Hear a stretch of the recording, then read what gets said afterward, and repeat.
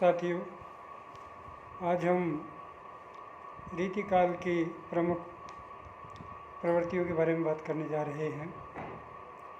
हिंदी साहित्य का रीतिकाल 200 वर्षों की अवधि को अपने में समेटे हुए हैं। इन वर्षों में जो साहित्य रचा गया उसमें जीवन के प्रति भौतिक दृष्टिकोण दिखलाई देता है। इस काल का नामकरण, सीमा निर्धारण और प्रवर्तन को लेकर अनेक भ्रांतियाँ हैं। आचार्य रामचंद्र शुक्ल ने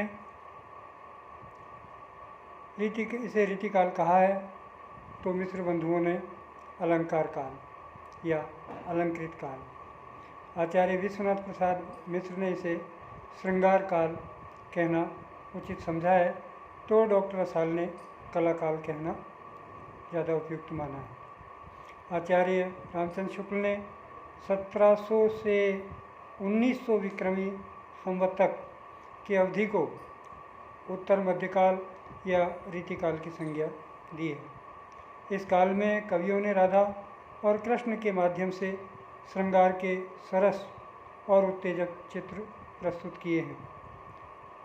इस काल के कवियों की धारणा रही है कि अब के कवि रीझी हैं तो कविताई, न तो राधिका कनाई सुमिरन को बहानो है। कि आज के कवि या इस काल के कवि यदि इन कविताओं के माध्यम से प्रसन्न होते हैं, रीझते हैं, उन्हें कविता अच्छी लगती है तो कविता है, अन्यथा राधा और कृष्ण के स्मरण करने का एक बहाना समझिए। जहाँ तक रीतिकाल का प्रवर्तन का प्रश्न है, उस संबंध में विद्वानों का एक वर्ग आचार्य केशव को और दूसरा वर्ग आचार्य चिंतामणि को इसका प्रवर्तक कवि मानता है। इस काल की प्रवृत्तिगत विशेषताएं प्रमुख रूप से जो है उनमें है श्रृंगारिकता की भावना। रीतिकाल श्रृंगार प्रधान काव्य का रीतिकाल में बहुतायत रहा है।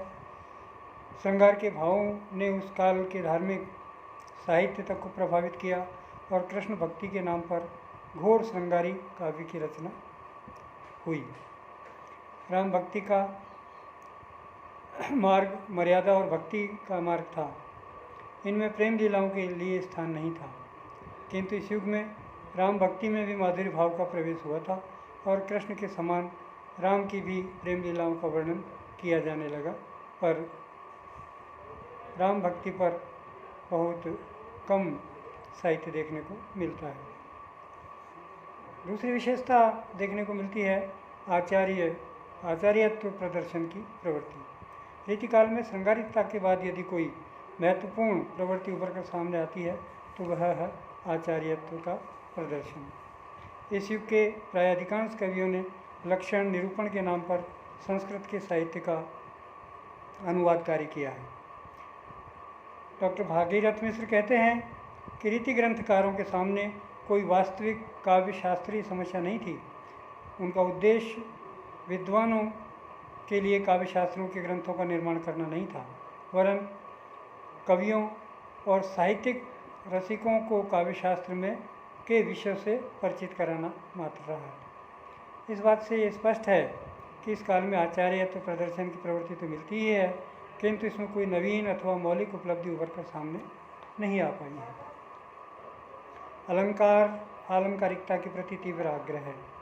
अगली प्रवृत्ति इसमें ये देखने को मिलती है कि रीतिकाल में आलंकारिकता के प्रति तीव्र आग्रह देखने को मिलता है। इस समूचे काल में सामर्थ्यमूलक, संभावनामूलक अलंकारों की प्रचुरता देखने को मिलती है। रीतिबद्ध कवियों ने अलंकारों के प्रति विशेष रुचि दिखलाई है। इसके अतिरिक्त नारी सौंदर्य की प्रधानता या नारी का सौंदर्य चित्रण। श्रृंगारकालीन काव्य में नारी के रूप का चित्रण को बहुतायत मात्रा में महत्व मिला है। इस काल के कवियों के समक्ष नारी का स्वरूप विलासिनी नारी का रहा है। कवियों के नारी के अंग प्रत्यंग से वासना की झलक दिखाई पड़ती है। डॉक्टर हजारी प्रसाद द्विवेदी कहते हैं कि श्रृंगारकालीन काव्य में नारी कोई व्यक्ति या समाज में संगठन की इकाई नहीं है, बल्कि सब प्रकार की मर्यादाओं के बंधन से यथासंभव मुक्त विलास का एक उपकरण मात्र है। तो कवि देव कहते हैं, कौन गने पुरवन नगर कामिनी है कई रीत, देखत हरे विवेक को चित्त हरे करि प्रीत। इससे इतना तो स्पष्ट है कि नारी की विशेषता इनकी दृष्टि में कुछ भी नहीं है, यह केवल पुरुष के आकर्षण का केंद्र और भोग की वस्तु मात्र है। इसके अतिरिक्त भक्ति और वैराग्य का मिश्रण भी इस काल की कविताओं में, इस काल के काव्य में हमें देखने को मिलता है। रीतिकाल में श्रृंगार के विशद विवेचन के साथ साथ भक्ति, नीति और वैराग्य संबंधी भावनाएं भी व्यक्त होती हैं। भक्ति संबंधी रचनाएं तो केवल परंपरा निर्वाह के लिए प्रस्तुत की गई हैं। संभवतः अतिशय श्रृंगारिकता से उनका मन जब ऊब जाता रहा होगा, तब धर्म और भक्ति की ओट में वे अपने धर्म भीरू मन को बहलाने का प्रयत्न करते रहे होंगे।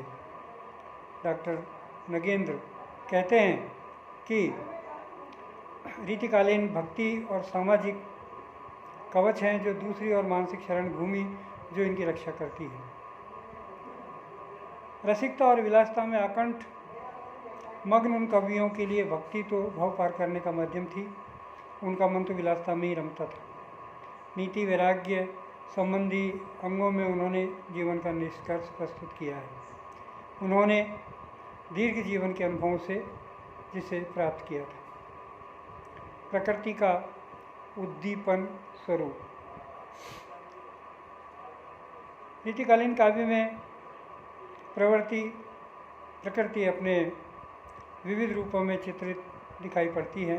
प्रकृति के सभी स्वरूपों पर काव्य रचना की गई है, लेकिन प्रकृति का उद्दीपन रूप अधिक मुखर हुआ है।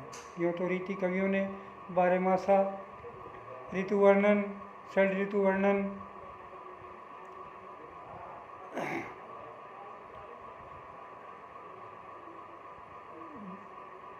षड ऋतु वर्णन, प्रकृति का छमासा वर्णन सभी को विस्तार दिया है। कुछ तो इन पर स्वतंत्र ग्रंथों की रचना भी हुई है। पृथक रूप से ऋतु वर्णन के आधार पर ही स्वतंत्र ग्रंथों की रचना की गई है। प्रकृति का स्वतंत्र चित्र में देखने को नहीं मिलता है। संयोग और वियोग दोनों ही स्थितियों में प्रकृति को महत्व दिया है। तो प्रकृति का संयोग और वियोग दोनों स्वरूपों में ही काव्य रचना हमें देखने को मिलती है। इन चीज़ों से स्पष्ट होता है, या यूँ कहें कि इन प्रमुख प्रवृत्तियों से स्पष्ट होता है कि रीतिकाल में श्रृंगार और अलंकारों की अधिकता थी, ब्रज भाषा की प्रधानता थी।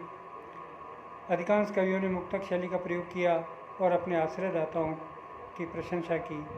आचार्यत्व प्रदर्शन की प्रवृत्ति, श्रृंगार की प्रवृत्ति, नारी सौंदर्य की प्रवृत्ति, प्रकृति के उद्दीपन रूप का चित्रण इनकी उल्लेखनीय विशेषताएं रही हैं। तो ये प्रमुख विशेषताएं रीतिकालीन कवियों की है जो रीतिकालीन काव्य में देखने को मिलती है।